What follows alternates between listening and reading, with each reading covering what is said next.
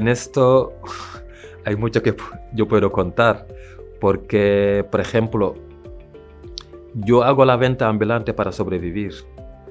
Y entonces, desde que empecé la pandemia, desde marzo,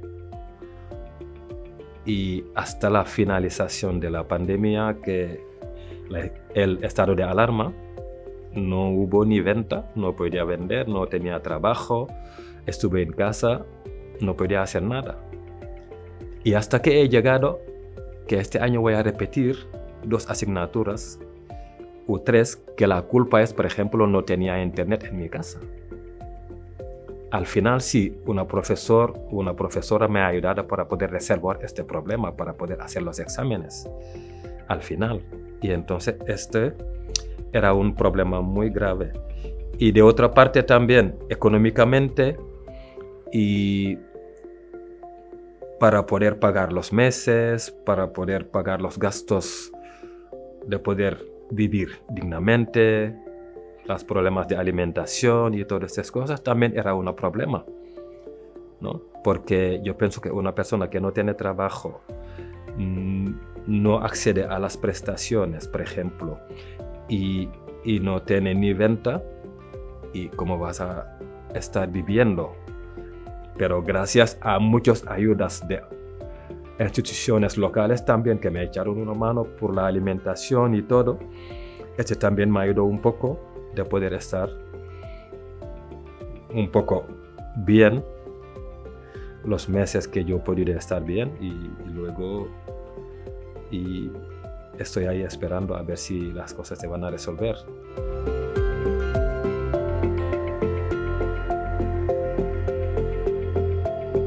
A ver, yo lo que diría es, por ejemplo, desde mi punto de vista, las clases presenciales, para mí es lo más importante, porque ahí yo puedo estar en contacto directo con los compañeros y compañeras, con el profesorado, pero las clases no presenciales me va a resultar difícil porque no tengo internet en casa y tampoco ordenador. El ordenador que tenía ya se me ha roto y entonces, ¿cómo voy a hacer por este año de las clases académicas? Entonces yo no me veo bien por esta parte, ¿no? Por este año académicos. Pero si son presenciales, sí, algunas cosas las podría hacer en la universidad porque hay internet y todo.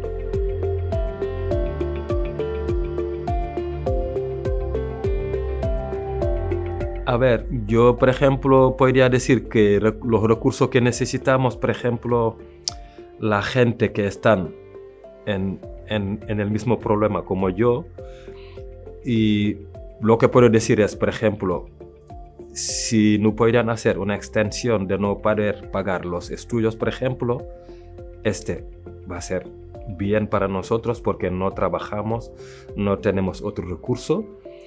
Y de otra parte también, una ayuda, por ejemplo, económica también, si podemos conseguir, o también una ayuda material. Porque, por ejemplo, internet, ordenador, tablet, por ejemplo. Y también, de otra parte, también digo también, si el profesorado también o la universidad puede hacer una posibilidad de dejar algunos materiales a los compañeros u compañeras que tienen este mismo problema también, unos materiales necesitados hasta el final del curso también, también va a ser un punto importante.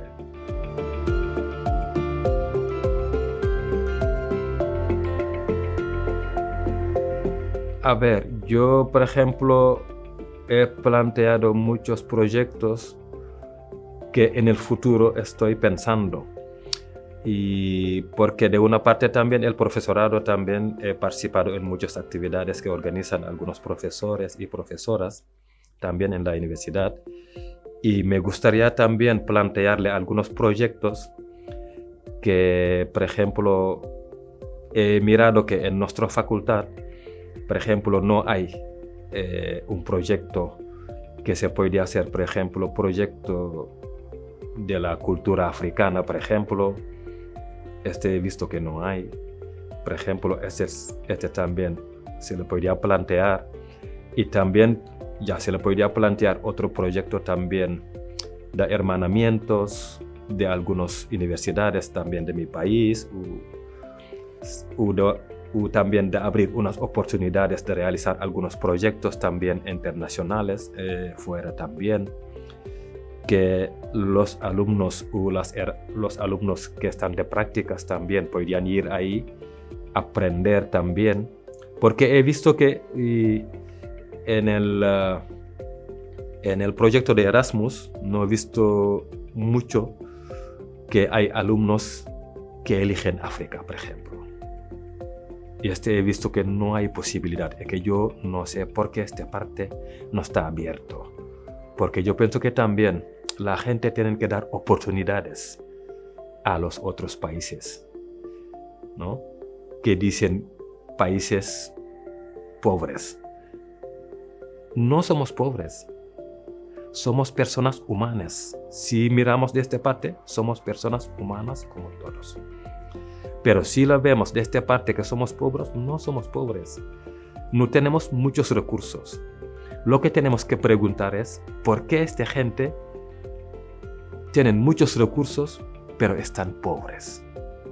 Es la pregunta que teníamos que hacer. Y así ya vamos a conocer por qué estamos pobres. Porque si nos sacan todos los recursos que tenemos,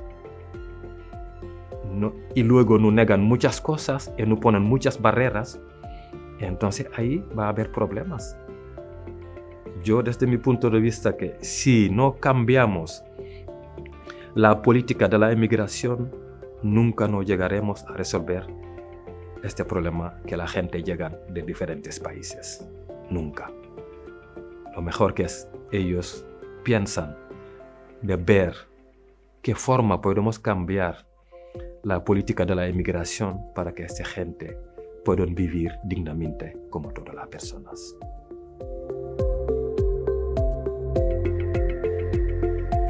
Y antes de terminar, yo quería agradecer a las personas que me han dado la posibilidad o la oportunidad de decir mis palabras delante de esta tecnología que mucha gente puede ver.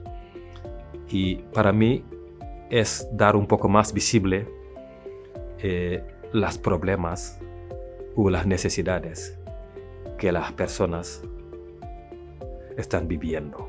No soy yo solo, pero hablo en general, porque hay mucha gente que tiene necesidades y no llegan a muchos recursos para poder hacer sus cosas. Y esta gente necesita vivir dignamente como todas las personas, porque todos nosotros somos iguales. Lo que nos diferencia es los colores. Y muchas veces yo digo que no hay personas malas, pero hay actos malos.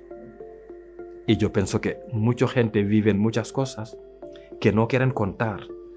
Y que yo podría comentar muchas cosas, pero hoy en día es difícil contarlo, porque a veces no te dan la posibilidad de hablar y de decir lo que piensas, ¿no?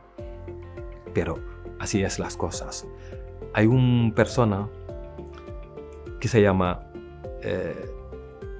Francisco Galeana, que ha dicho: personas pequeñas en lugares pequeños, haciendo cosas pequeñas, puedo cambiar el mundo.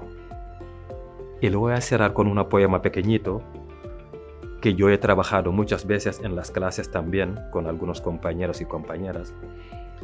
Este poema se llama Hermano.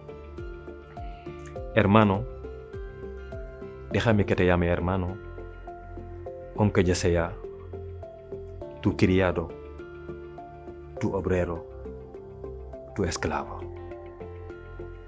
Hermano, déjame que te llame hermano, aunque yo sea ilegal, invisible, un paria.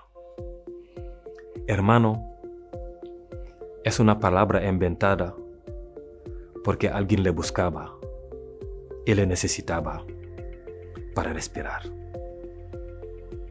Hermano, déjame que te llame hermano, porque nuestro destino es el mismo, sin duda, el mismo.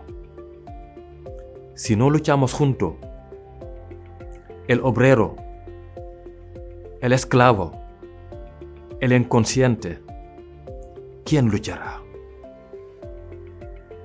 ¿Quién luchará?